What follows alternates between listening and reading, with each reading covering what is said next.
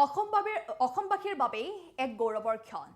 অসমবাসীলৈ গৌৰৱ কঢ়িয়াই আনিছে আমজাদে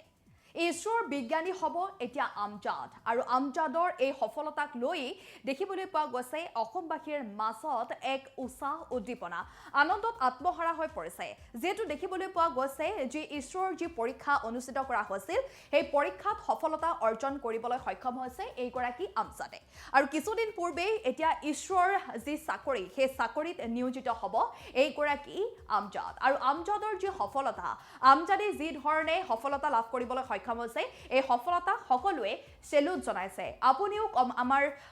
চেনেলৰ কমেন্টৰ জৰিয়তে এওক শুভেচ্ছা জনাব পাৰে এই মুহূৰ্তত আমি সবিস্তাৰে খবৰ আপোনালোকৰ মাজলৈকে লৈ আহিছো আৰু জনাইছো যে ইছৰোৰ বিজ্ঞানী হ'ব আমজাদ আমিন এতিয়া ইছৰোৰ বিজ্ঞানী হ'ব ৰাজ্যবাসীলৈ গৌৰৱ কঢ়িয়াই আনিছে অসম আমজাদে ইছৰোৰ পৰীক্ষাত কাছাৰৰ সোণাৰ আমজাদ আমিনৰ এয়া সফলতা মেধাৱী ছাত্ৰগৰাকী মকিবুৰ আলী লস্কৰ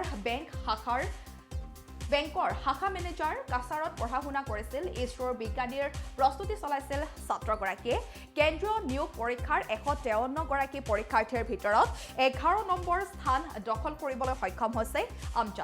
আমজাদৰ যি সফলতা এই সফলতাক সকলোৱে এতিয়া সেলুট জনাইছে যিটো যথেষ্ট পৰিমাণে কষ্ট কৰিছিল আমজাদে এই পৰীক্ষাত উত্তীৰ্ণ হ'বৰ বাবে যথেষ্ট পৰিমাণে কষ্ট কৰিছিল অতি কষ্টৰেই যেহেতু তেখেতে দিন অতিবাহিত কৰিছিল পঢ়া শুনাৰ বাবে তেওঁ সময় উলিয়াইছিল আৰু তেখেতে দেখিব পোৱা গৈছিল যে যিমানেই কষ্ট নহওক কিয় এই পৰীক্ষাত উত্তীৰ্ণ হ'বৰ বাবে তেওঁ যথেষ্ট পৰিমাণে পঢ়া শুনাও অব্যাহত ৰাখিছিল আৰু শেহতীয়াকৈ দেখিব পোৱা গৈছে অসমবাসীৰ বাবে যেন এক গৌৰৱৰ ক্ষণ হৈ পৰিছে সকলোৱে সেলুট দিছে এতিয়া আমজাদ আমিনক কাৰণ ইছৰোৰ যি পৰীক্ষা অনুষ্ঠিত কৰা হয় সেই পৰীক্ষাত অৱতীৰ্ণ হ'ব পৰাটোৱে ডাঙৰ কথা আৰু সেই পৰীক্ষাত বহি তেখেতে যেটো প্ৰথমবাৰতে সফলতা লাভ কৰিবলৈ সক্ষম হৈছে গতিকে এই ক্ষেত্ৰত দেখিবলৈ পোৱা গৈছে সকলোৱে তেওঁ শুভেচ্ছা দিয়া পৰিলক্ষিত হৈছে ইছৰোৰ বিজ্ঞানী হ'ব এতিয়া আমজাদ আমিন ৰাজ্যবাসীলৈ গৌৰৱ কঢ়িয়াই আনিছে অসম আমজাদে ইছৰোৰ পৰীক্ষাত কাছাৰৰ সোণাৰ আমজাদ আমিনৰ এয়া সফলতা মেধাৱী ছাত্ৰজন মকিবুৰ আলী লস্কৰ বেংকৰ শাখাৰ মেনেজাৰ আৰু কাছাৰত পঢ়া শুনা কৰিছিল কাছাৰত যথেষ্ট পৰিমাণে কষ্ট কৰি পঢ়া শুনা কৰিছিল আৰু সেই পঢ়া শুনা কৰি ইছৰোৰ বিজ্ঞানীৰ প্ৰস্তুতি চলাই গৈছিল ছাত্ৰগৰাকীয়ে আৰু কেন্দ্ৰীয় নিয়োগ পৰীক্ষাৰ 153 গৰাকী পৰীক্ষাৰ্থীৰ ভিতৰত 11 নম্বৰ স্থান দখল কৰিবলৈ সক্ষম হৈছে এইগৰাকী অতি মেধা সম্পন্ন যুৱক আমজাদ আমিন ৰাজ্যবাসীলৈ এতিয়া গৌৰৱ কঢ়িয়াই আনিছে গতিকে নেশ্যন এনিৰ তৰফৰ পৰাও শুভেচ্ছা জনালো আগন্তুক দিনত যাতে এইগৰাকী লোকে ভাল কাম কৰে আৰু আপোনালোকেও জনা শুভেচ্ছা কাৰণ দেখিব পোৱা যায় অসমৰ খুব কম সংখ্যক যুৱক যুৱতী অতি মেধা সম্পন্ন যুৱক যুৱতী যদিও আগবাঢ়ি যায় কিন্তু কৰবাত নহয় কৰবাত তেওঁলোক থমকিবলগীয়া হয় কিন্তু এইগৰাকী যুৱকে যেতিয়া দেখিব পোৱা গৈছে তেখেতে একেবাৰেই শীৰ্ষস্থান লাভ কৰা বুলি ক'লেও ভুল নহ'ব যদিও বা 11 নম্বৰ স্থান দখল কৰিছে কিন্তু সকলোৱে এতিয়া সেলুট দিছে আমজাদ আমিনে যাতে আগন্তুক দিনত আৰু ভাল কাম কৰি যাব পাৰে তেখেতৰ যাতে ভাল হয় সেইবাবে এতিয়া দেখিব পোৱা গৈছে সকলোৱে এতিয়া শুভেচ্ছা দিয়া পৰিলক্ষিত হৈছে আপুনিও জনাব পাৰে শুভেচ্ছা কাৰণ কেন্দ্ৰীয় নিয়োগ পৰীক্ষাৰ 153 গৰাকী পৰীক্ষাৰ্থীৰ ভিতৰত এতিয়া 11 নম্বৰ স্থান দখল কৰিবলৈ সক্ষম হৈছে আমজাদ আমিনে ইছৰোৰ এতিয়া বিজ্ঞানী হ'ব আমজাদ আমিন আৰু ৰাজ্যবাসীলৈ এতিয়া এনেদৰেই গৌৰৱ কঢ়িয়াই আনিছে অসম আমজাদে ইছৰোৰ পৰীক্ষাত কাছাৰৰ সোণাৰ আমজাদ আমিনে সফলতা লাভ কৰিছে মেধা সম্পন্ন ছাত্ৰগৰাকী মকবুৰ আলী লস্কৰ বেংক শাখাৰ মেনেজাৰ কাছাৰত পঢ়া শুনা কৰি ইছৰোৰ বিজ্ঞানীৰ প্ৰস্তুতি চলাইছিল ছাত্ৰগৰাকী অধিক কষ্টৰে তেখেতে যেতিয়া এই সফলতা লাভ কৰিবলৈ সক্ষম হৈছে আনন্দত আত্মহাৰা হৈ পৰিছে সকলো কথা আমার নাম হচ্ছে আমজাদ আমিন রাহুল আমি কাবুগঞ্জ নকদিগাম তৃতীয় খণ্ডের নিবাসী আর বর্তমানে আমি ইসরোতে সর্বভারতীয় স্তরে 11 পজিশন পেয়েছি অ্যান্ড এর জন্য আমি উপরওয়ালা আল্লাহকে ধন্যবাদ দিতে চাই ওনার জন্য সব কিছু হয়েছে ওনার রহমতের জন্য হয়েছে আর তারপরে আমি মনে করি আমার মা বাবার আমার জন্য অনেক বড় ইন্সপিরেশন ওনারা যেভাবে আমাকে সাপোর্ট করেছেন তা অন্য কেউ করতে পারতেন না তারপরেও এই বয়সেও ওরা যে রকমের কঠিন পরিস্থিতিতে আমার পড়াশোনা বা যাই হোক মানে পুরো সব কিছু চালিয়ে গেছেন, তার জন্য ওদেরকে অশেষ ধন্যবাদ। আর আমার পরিবারের অন্য সদস্যরা, আমার 3জন বোন আছেন, তো ওদের জন্য আমি অনেক বেশি কৃতজ্ঞতা প্রকাশ করছি। তারপরে আমার ফ্রেন্ডস যারা আছে, তারপরে আমার বিশেষ ফ্রেন্ডস যারা আছে, ওদেরকেও ধন্যবাদ।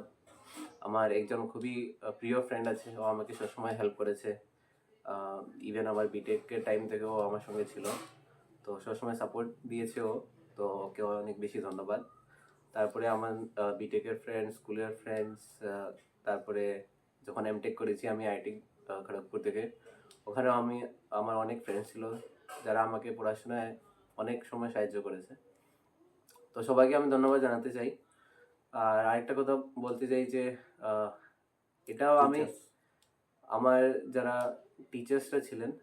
ওদের কথা আমি তো কখনো বলতে পারবো না। ছোট থেকে আমি স্কুলে যখন ছিলাম একদম পাঠশালা থেকে শুরু করে এখন অবধি এমটেক করেছি, তো সব সময় আমি টিচার্সদের খুবই সাপোর্ট পেয়েছি। ওরা যদি থাকতেন না তাহলে হয়তো আমি এইরকম কিছু অ্যাচিভ করতে পারতাম না। তারপরে আমি বলবো যে অনেকগুলো টাইম গেছে যখন আমার নিজের উপরে আমার ডাউট ছিল যে আমি করতে পারবো কিনা। তখন বিশেষ করে আমার ফ্যামিলি, আমার ক্লোজ ফ্রেন্ড সার্কেল, রিলেটিভস, ওরা সবাই হেল্প করেছে, তো তার জন্য আমি ওদের কাছে সর্বদা কৃতজ্ঞ থাকবো। আর এই ভিডিওটা যারা দেখছেন, যারা নতুন প্রজন্ম আছে বা আগামীতে যারা শুধু ইসরো বা এরকম কিছু বৈজ্ঞানিক সংস্থা না, যে কোনো জায়গায় বা যে কোনো ওদের যা লক্ষ্য আছে, ওরা যদি কোনো কিছু লক্ষ্যে পৌঁছতে চায় তাহলে আমি ওদেরকে বলবো যে